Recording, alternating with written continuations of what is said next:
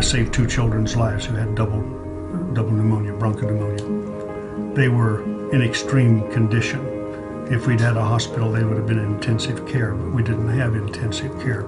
So I made them a steam tent out of an old kerosene burner and a sheet and a couple of folded chairs turned upside down, and gave them heroic doses of procaine penicillin. And by midnight, maybe 1 o'clock in the morning, those kids came through a crisis. I never had that exhilaration of being a doctor before. I felt like a physician. After a sleepless night, I read John Donne's words in a medical journal. I don't know why they were there, but they were there for me when he said, "Any man's death diminishes me." And I realized I had my explanation for why I felt as exhilarated as I did, because had those 2 kids died, something of me would have died as well. That's when Project Conserve started. It was unvoiced cries for help that Dr. Turpin heard in Coronado, California, when he gave up his own private practice to establish Project Concern. This keeps running in my head. You never really trust people, you know. Because sometimes when you're on the streets, we had friends that were taken by people. People are dying, nothing is being done. And my husband ran away also. You see, he left me alone. So now I looked at my children, I said, oh God, what do I do? Should I also die?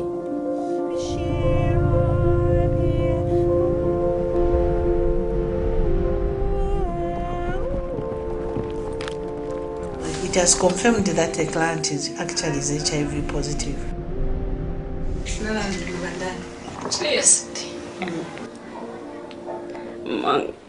Ethokoza ako church amanithandiza amanipasa bakude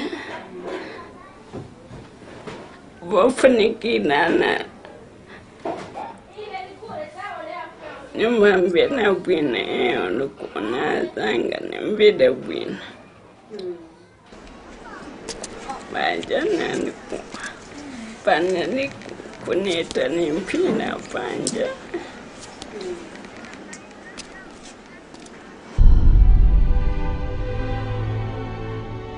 We didn't have a place to sleep, so at that time, at night, we would sleep here, you know. And some of these kids you see around here, they definitely sleep here. I lived here before. There's no reason these children should suffer that in addition to losing both parents. That's tragic enough. We should be able to do bigger things, and we should be able to save for our kids, because we've already lived half our years. We started with a meeting from people from PCI, and these people, they come to me, Regina, why crying? Don't cry. We can stand on our own and do something. Project International Concern came. They taught us we needed to be together, then we needed to make a group. When my husband passed away, it wasn't easy. 2 weeks later, I lost a child, and that was crushing to me. But through the group, at least I'm able to put up a smile on my face. This group has really changed me. It's a group of solving problems. What people need sometimes is not food only or education. It's inspiration, that little drop that can carry you through whatever obstacle. You need that. They were even now buying new clothes. They were even becoming fat. Like Martha. She was very thin. We would just go straight. Yes, go forward. And I think the sustaining power of Project Consider International today is because an increasing number of people are beginning to recognize that we need these people in our lives as much as they need us in their lives.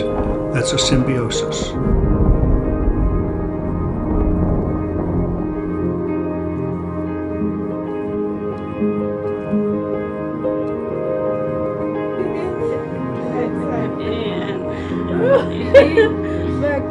Back